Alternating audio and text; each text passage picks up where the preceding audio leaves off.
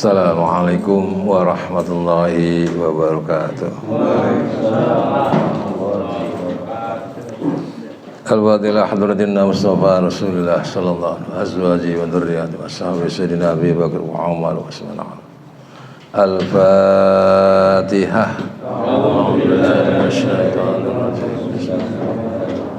Alhamdulillahirabbil alamin. Iyyaka na'budu wa iyyaka nasta'in. Shiratal ladzina an'amta 'alaihim. Alhamdulillahirabbil alamin. Wassalatu wassalamu ala asyrafil anbiya'i wal mursalin wa ala alihi wa sahbihi ajma'in, amma ba'd. Fa in asdaqal hadisi kitabullahi ta'ala wa khairal hadi sayyidina Muhammadin sallallahu alaihi wasallam. Wa syarrul umuri muhdatsatuha wa kullu muhdatsatin bid'ah wa kullu bid'atin dolalah wa kullu dolalatin finnar. Sanadil mutasidil al imamil mu'alif rahimahullah ta'ala badaman naqabihi wa bi ulumihi fid darain. Amin. Bismillahirrahmanirrahim. Alhamdulillah kita bisa bertemu lagi. Tapi masjid masih anget. Oh, kambing. Kebanyakan makan kambing. Iya. Ada yang bertanyakan masalah korban, ada? Silakan. Kalau kemarin ada yang ragu ya, silakan tanyakan, ke apa. Ada? Silakan. Ya. Siapa yang bertanya? Assalamualaikum warahmatullahi wabarakatuh. Waalaikumsalam warahmatullahi wabarakatuh. Ini masalah tentang korban nih. Oh iya, bagus. Tapi udah kenyangan dagingnya. Udah kenyang. Iya, iya. Yang saya alami dari jujur sini itu ada seorang korban kambing ya. Iya. Secara rencana yang mau dipotong pagi itu meninggal, hukumnya gimana Pak? Pak Mau dipotong meninggal. Oh, mati. Kambingnya atau orangnya ini? Kambingnya mati. Oh, bukan orangnya. Iya. Jadi belum sempat dipotong. Hukumnya gimana Pak? Oke. Iya, korbannya ya labai ya. Harusnya itu sebelum mati ya dipotong, niat aja akikah. Sebab pernah kejadian di Tanah Abang. Ini sapi patungan. Malam jam 10 sakit. Enggak dipotong, tamat nih sapi ini. Padahal yang patungan orang pas-pasan ya. Akhirnya malam dipotong loh. Pagi dibagiin. Saya dibel. Ini bagaimana Pak Kiai, udah saya potong, katanya habis kalau nggak dipotong mati katanya. Jadi potong-potong deh. Ntar besok dibagiin. Ini namanya sodako daging. Bukan. Korban itu harus potong setelah khutbah. Nah kalau malam tidak sah itu. Madhab manapun nggak sah. Kalau malam, atau seharusnya nih berubah niat jadi akikah. Niat semuanya akikah. Lah sah akikahnya.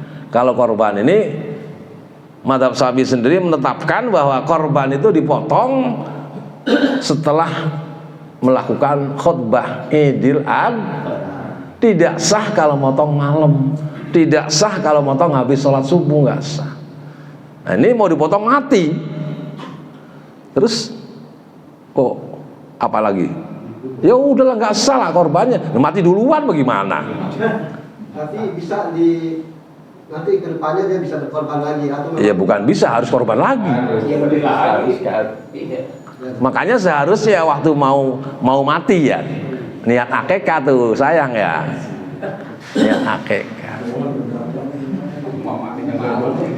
Iya. Udah itu Bang Da ya. Jadi ya harus korban lagi tahun depan lah. Emang ada yang begitu, ada?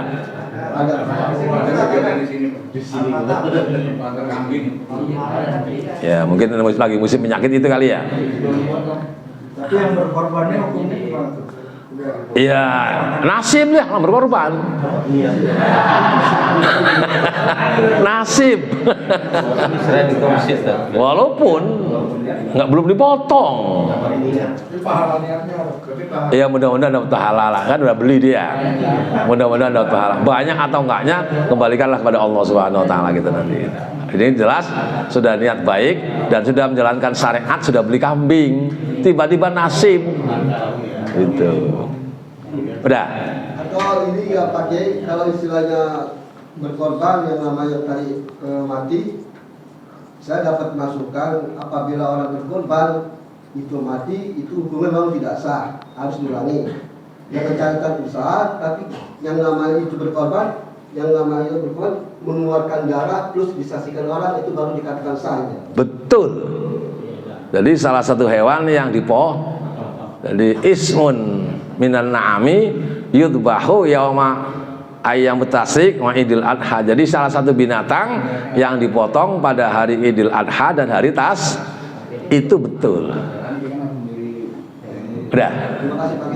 Jadi kalau mau mati dipotong juga belum waktunya, ya nggak rugi sih, sedekah daging, nggak rugi, nggak.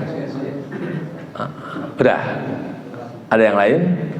Ya. Kalau masalah kepanikan kurban Pak Kiai ini, kolektif sapi kan misalnya 3,5 juta, kalau total kali 7 kan 24,5. Ya. Tapi sama panitia itu diberikan kurang dari harga itu gimana Ustaz? Tinggal ngomong pada yang korban aja, ini yang motong bukan malaikat, manusia ada yang ngopi, juga plastiknya beli. Sama yang itu, Asal ngomong kepada orang yang korbannya nggak apa-apa. Ini 28 harusnya dapat kumpulan 4 juta mamanya ya. Saya cording 1,5 untuk beli plastik, untuk ngasih yang motong, untuk beli kopi, udut dan sebagainya, operasional. Ridho, halal, sah.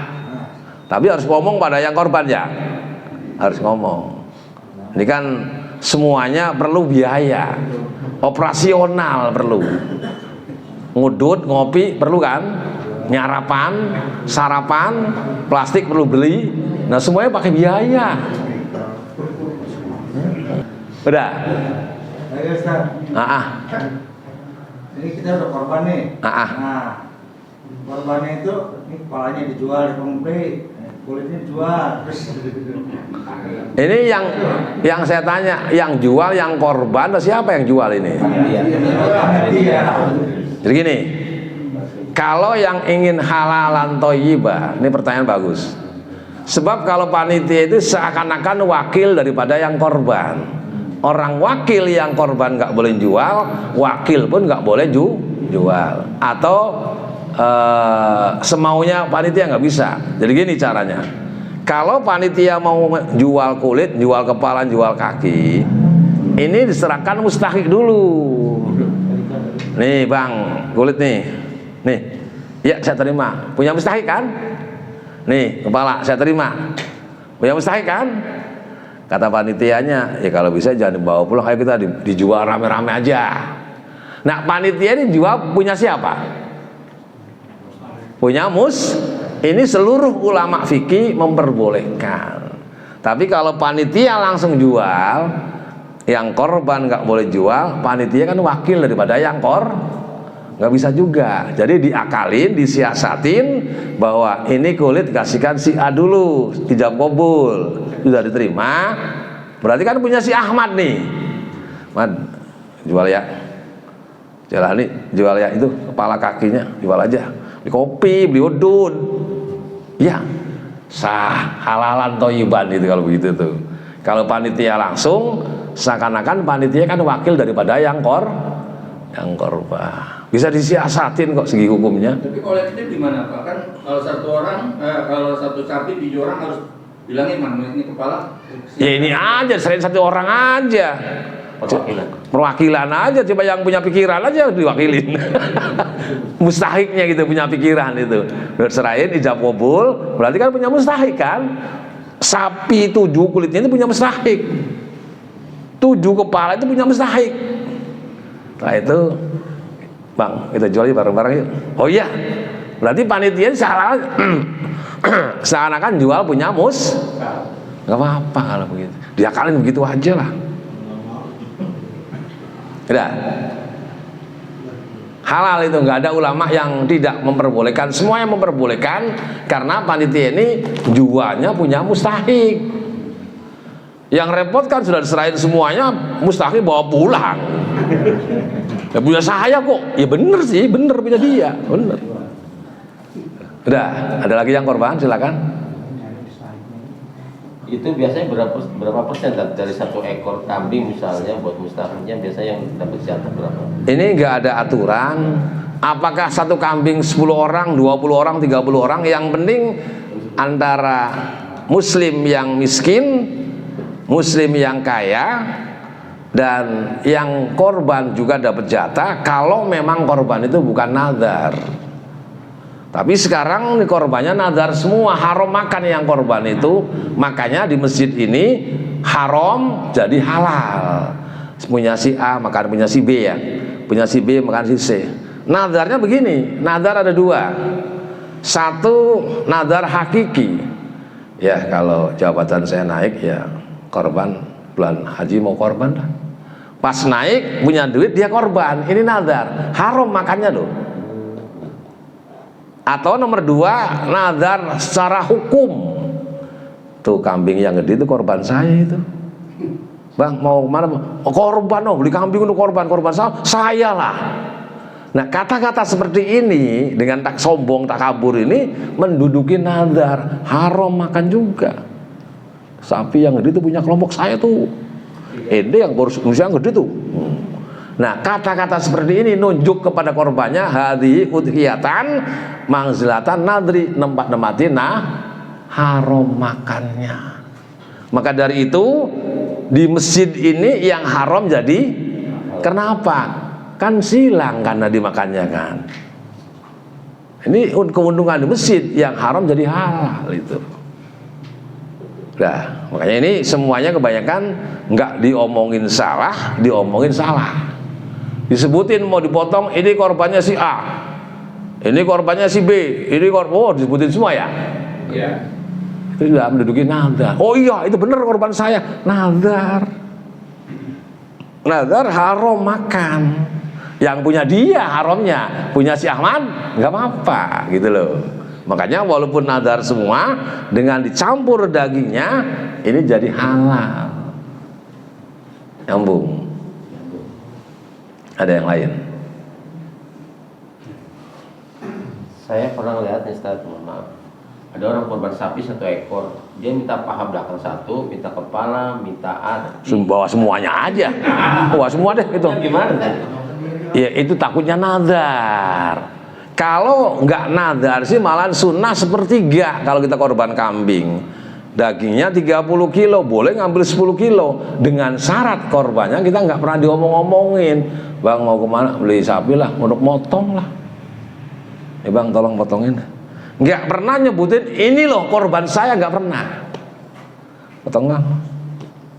Mana bang? Beli sapi untuk motong. Nggak pernah nyebutin korban saya, nggak pernah. Ini malah sunnah korbannya, sunnah makan hatinya, dan boleh ngambil seperti. Tapi sekarang udah nggak ada ya. Artinya yang motong juga tahu korbannya si A si B, masyarakat lingkungan juga tahu korbannya si A si B. Ini menduduki nazar. Udah, habis kalau nggak gitu kan nggak nyohor. Kalau diem-diem ya, nah itu. Tapi kan biasanya kalau dia punya korban dia pasti nanya sama panitia forum itu. Yang punya saya yang mana, itu gimana hukumnya? Ya sebenarnya nggak usah tanya. nggak usah tanya. Korban yang wajib apa coba? Korban yang wajib apa? Niat diucapin nggak? Dalam hati. Makanya Allah menjadikan dunia dulu goyah. Akhirnya malaikat, ya Allah ini supaya jangan goyah tuh apa? Dijadikan apa? Jadikan gunung. Baru dunia itu manteng. Malaikat Karobiyun bertanya, ini hebat banget gunung, apa ada yang lebih hebat? Oh ada, besi. Gunung Klaktoring kan habis ya.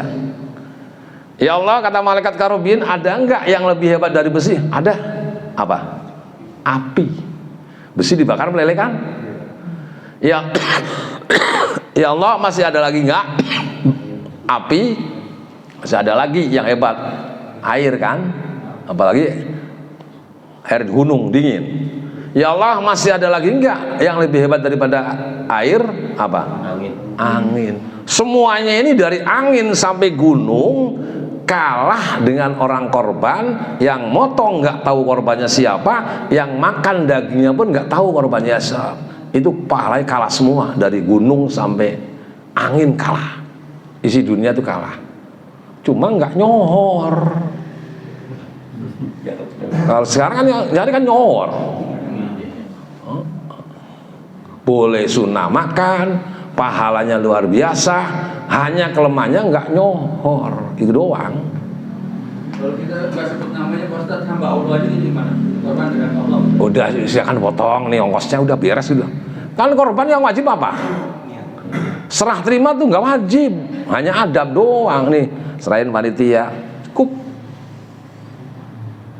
Ya makanya sekarang itu saya jelaskan semuanya nazar. Maka dari itu jangan sekali-kali dipotong di rumah, haram. Ditaruh di masjid, nanti makannya sila. Udah. Jadi kalau memang korban di rumah haram. Ya kalau nazar, mayoritas kan nazar sekarang.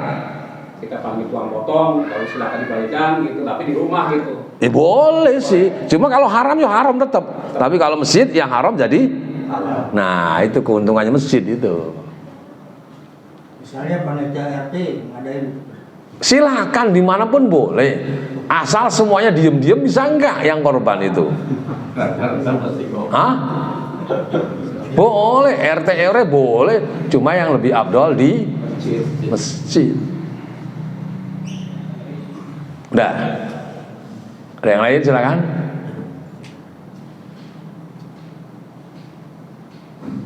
Dan ini korban itu hikmahnya luar biasa.